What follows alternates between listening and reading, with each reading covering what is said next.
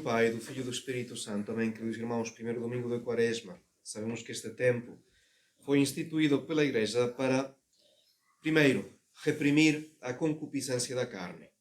Esta é a primeira finalidade. Segundo, para facilitar a elevação das nossas almas às realidades divinas. E finalmente também para satisfazer pelos nossos pecados. É a frase do rei David: eu reconheço a minha maldade e o meu pecado está sempre diante de mim.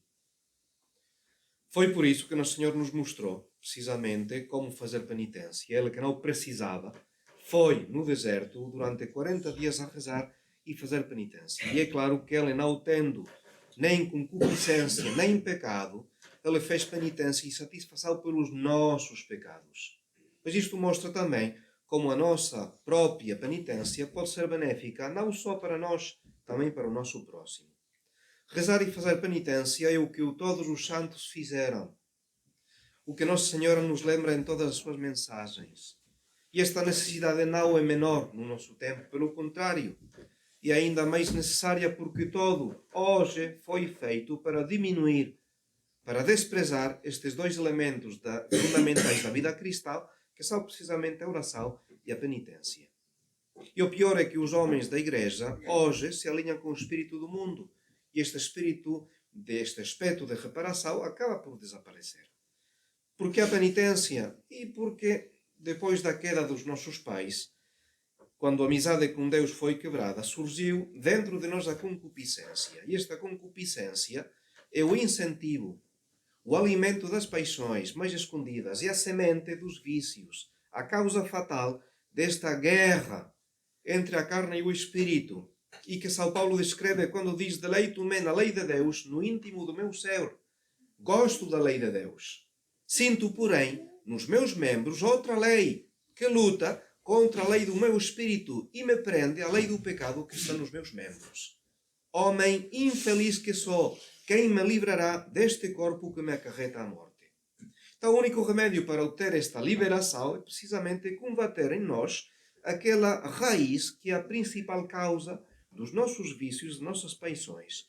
E como o nosso grande inimigo é a carne, então será preciso humilhá-la, humilhar a nossa carne, levá-la de volta ao seu verdadeiro fim. E para que por esta humilhação possa adquirir uma vida mais vigorosa em perfeita harmonia com o Espírito.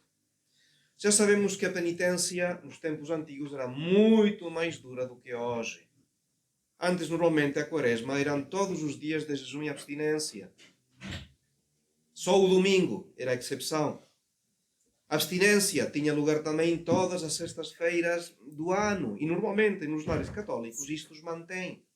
Só que hoje só resta um jejum na quarta-feira de cinzas e na sexta-feira santa. 2 dias no ano em que o jejum é obrigatório. A abstinência fica obrigatória unicamente nas sextas de Quaresma. Quem está obrigado a jejuar? O jejum é obrigatório a partir dos 18 anos até os 60. Antes dos 18, não tenho esta obrigação. Posso fazê-lo. Se em casa é que se faz, é bom. Mas obrigação do jejum a partir dos 18 e até os 60. Os que já cumpriram 60 ficam também desligados. Quem deve observar a abstinência? Todos os fiéis a partir dos 14 anos. E já não há limite da idade. A abstinência, não comer carne, fica para todos a partir dos 14 anos. O que é o jejum? Comer apenas uma refeição por dia. Uma refeição normal por dia, a qual é permitido adicionar 2 lanches, um de manhã e outro de noite. Isto é, para enganar a fome.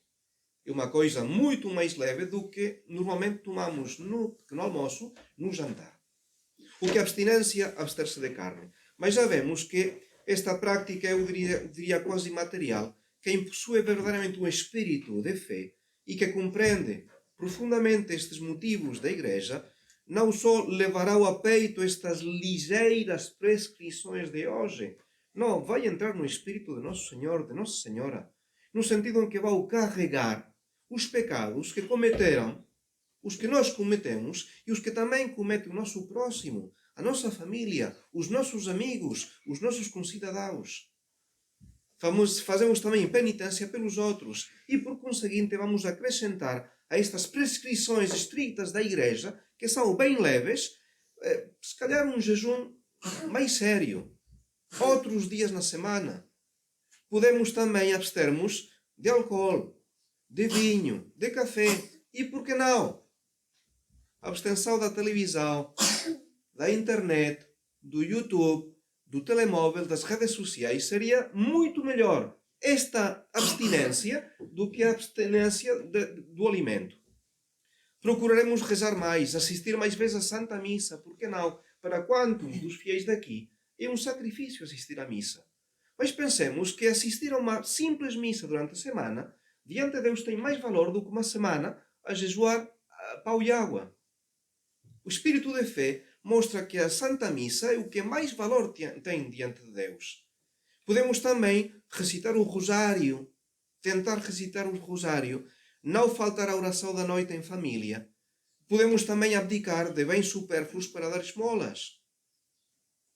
Digamos, a Quaresma é um tempo de penitência e então devemos fazer algum esforço para nos privarmos das habituais satisfações na comida, na bebida e coisas semelhantes, das quais é bom privar-nos a tempos para nos fixarmos mais aos bens espirituais. Disso é que se trata, de que precisamente deixamos de lado os bens temporais para levar-nos aos bens eternos. E esta penitência, a que mais agrada a Deus, tem de consistir na prática dos mandamentos. Isto é que é importante. O jejum abstinência é uma coisa que nós vamos acrescentar ao principal esforço, que é praticar a virtude e evitar o pecado. Mas o primeiro propósito para um tempo de Quaresma é lutar contra os nossos defeitos. Isto é, para aquele que é escravo da impureza, é bom que tome uma resolução ainda mais sincera, se possível, para nos deixar vencer pelas tentações, para vigiar os seus pensamentos e olhares com mais atenção, para evitar curiosidades ou ocasiões perigosas que ponham em perigo a nossa força, a nossa decisão. Para aqueles que facilmente se entregam a comentários sobre o próximo, com críticas, com palavras negativas, é bom que tomem também esta resolução de controlar a sua língua. De não deixar cair esta frase fácil em que vamos prejudicar o nosso vizinho, parar os nossos pensamentos negativos contra os defeitos de quem nos rodeia, em também ter uma atitude mais benevolente dos nossos pensamentos. Para aqueles que os deixam dominar pela impaciência, que observem com mais atenção as suas atitudes, as suas palavras, as suas reações, de modo a não se tornarem claramente faltas de caridade. Para aqueles que são preguiçosos e lentos, que cumpram melhor o seu trabalho, como dizer, a tempo, as suas obrigações, dedicando entusiasmo, dedicação no que constitui o seu dever de Estado. Como dizer, cada um tem o seu próprio defeito. E o melhor propósito que nós podemos oferecer durante o tempo de Quaresma é lutar sinceramente, concentrar-nos nesse defeito e limitá-lo nas suas manifestações. Pensemos no que Nossa Senhora ensinou em Fátima. Já o anjo dizia às crianças: tomai e bebei o corpo e o sangue de Jesus Cristo, horrivelmente ultrajado pelos homens ingratos. Homens ingratos. Reparai os seus crimes e consolai o vosso Deus. E depois Nossa Senhora diz às crianças: rezai, rezai muito e fazei sacrifícios pelos pecadores, pois muitas almas vão para o inferno por não haver quem se sacrifique por elas. E as últimas palavras de Nossa Senhora, as últimas palavras em Fátima, no mês de outubro, antes do milagre do sol, vão ser: não ofenda mais a Deus Nosso Senhor, que já está muito ofendido. Este é o espírito da Quaresma. E nesse espírito é que nós devemos oferecer, por uma parte, um esforço na oração, rezar mais ou melhor. Não é simplesmente uma questão de quantidade, não. Uma questão muitas vezes de qualidade, rezar melhor. Um esforço na oração, dedicar mais tempo a esta intimidade com Nosso Senhor. Não digo necessariamente oração e só que oração. Pode ser leitura espiritual. Pode ser, durante a semana, dedicar 2, 3 dias a recitação da Via Sacra, com dizer, pronto, oração, mais tempo de oração, melhor rezada. Depois, um sacrifício, um aspecto de mortificação que vamos oferecer a Deus. Propósitos simples, concretos, o que interessa, a constância. Uma coisa que eu vou ser capaz de oferecer durante 40 dias com a intenção, precisamente, de imitar Nosso Senhor, que agora, nestes instantes, estava no deserto a rezar e fazer penitência por nós. Pensemos que a Quaresma é o grande retiro da Igreja. O grande retiro espiritual. E também tem de ser para nós o retiro espiritual. Como dizer, tem de ser para nós um tempo diferente. Tempo diferente, isto é, a diferença do resto do ano, vamos oferecer um esforço particular em evitar o pecado, em praticar a virtude, em rezar mais, em oferecer a Deus algum sacrifício, no algo de imitar o Senhor, mas vai marcar uma diferença. O que fazemos na Quaresma, normalmente não fazemos no resto do ano. Mas por ser a Quaresma, eu vou oferecer em união a Nosso Senhor. Não imitemos as virgens insensatas, que não tendo azeite nas suas candeias, encontram a casa do noivo fechada e ouviram esta terrível resposta: não vos conheço. Agora diz São Paulo na epístola de hoje, o tempo favorável é agora. É agora o dia da salvação. Então, que estes dias de Quaresma sejam para nós verdadeiros dias de propiciação, de expiação pelos nossos pecados, para que possamos encontrar mais dignos de celebrar com Nosso Senhor Jesus Cristo a gloriosa Páscoa da ressurreição. Em nome do Pai, do Filho e do Espírito Santo.